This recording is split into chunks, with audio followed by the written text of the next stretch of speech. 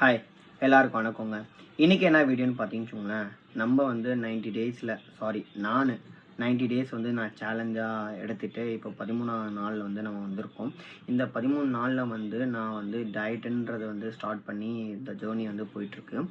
இதில் வந்து என்கிட்ட சில பேர் வந்து கேட்குறது என்னென்னா, நீங்கள் வந்து சப்ளிமெண்ட் எடுக்கிறீங்களா அப்படின்னு கேட்குறாங்க. நான் சப்ளிமெண்ட்டு வந்து இந்த வே ப்ரோட்டீன் அந்த மாதிரிலாம் நான் எடுக்கல.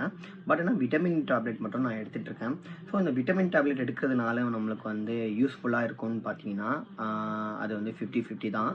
ஏன் நான் அப்படி சொல்ல வரேன்னா, நம்ம வந்து அடிஷ்னலாக எடுக்கிறது வந்து பர்ட்டிகுலரில் விட்டமின் சி, விட்டமின் டி அந்த மாதிரி நம்ம எடுக்கும்போது என்ன ஆகும்னா, அதோட பயோ அவைலபிலிட்டி வந்து கிடைக்குமா அப்படின்னு கேட்டிங்கன்னா, நிச்சயமாக கிடைக்காது.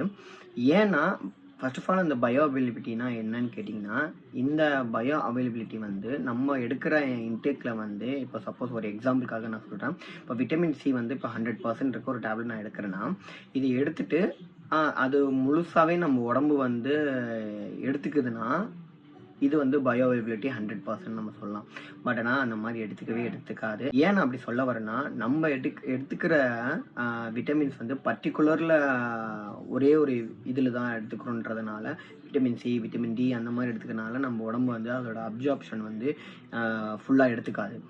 இதே வந்து நம்ம நேச்சுரலாக நம்ம எடுத்துக்கும்போது வந்து நம்மளுக்கு வந்து இது வந்து 100% வந்து கண்டிப்பாக பயோஅவைலபிலிட்டி கிடைக்கும். ஏன்னா நம்ம எடுத்துக்கிற ஃபுட்டு வந்து பர்ட்டிகுலரில் விட்டமின் சி மட்டும் நம்ம எடுத்துக்க போகிறது கிடையாது இல்லையா?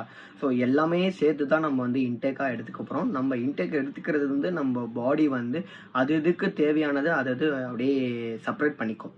ஸோ அதுதான் நான் சொல்ல வரேன். இப்போ நீங்கள் சப்போஸ் வந்து வாட்டர் சால்யூபிள் விட்டமின் நீங்கள் எடுத்துக்கிறீங்கன்னா B1, B2, B3 அந்த மாதிரி நம்ம எடுத்துக்கும்போது வந்து அதோட வந்து ஏதாச்சும் டாக்ஸிசிட்டி இருக்குமான்னு கேட்டிங்கன்னா கண்டிப்பாக இருக்காது. ஏன்னா அது வாட்டர் சால்யூபிள்ன்றதுனால நம்ம வந்து யூரினில் எக்ஸ்கிரீஷன் ஆகிடும்.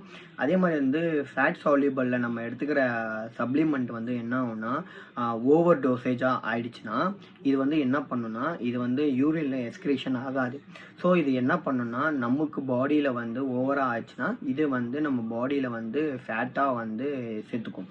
ஸோ இதோட டாக்ஸிசிட்டி எப்படி இருக்கும்னு பார்த்தீங்கன்னா, இதோட டாக்ஸிசிட்டி கண்டிப்பாக நம்மளுக்கு வந்து அதிகமாகவே இருக்கும். ஸோ நீங்கள் எடுத்துக்கும் போது வந்து சப்போஸ் நீங்கள் ஒரு டைஜஷன் கிட்ட எடுத்துக்கிறீங்க, ஒரு டாக்டர் கிட்ட வந்து கன்சல்ட் பண்ணுறீங்க, இந்த மாதிரி நான் எடுத்துக்கலாமா ஓவர் டோசேஜா அப்படின்றத வந்து நீங்கள் வந்து டாக்டர் கிட்ட வந்து கன்சல்ட் பண்ணிவிட்டு நீங்கள் வந்து எந்த ஒரு விஷயமா இருந்தாலும் பண்ணுங்கள். அதுதான் நமக்கு ரொம்ப ரொம்ப நல்லது. ஆக்சுவலி உங்களுக்கு நல்லதுன்றதை நான் சொல்ல வரேன் நான்.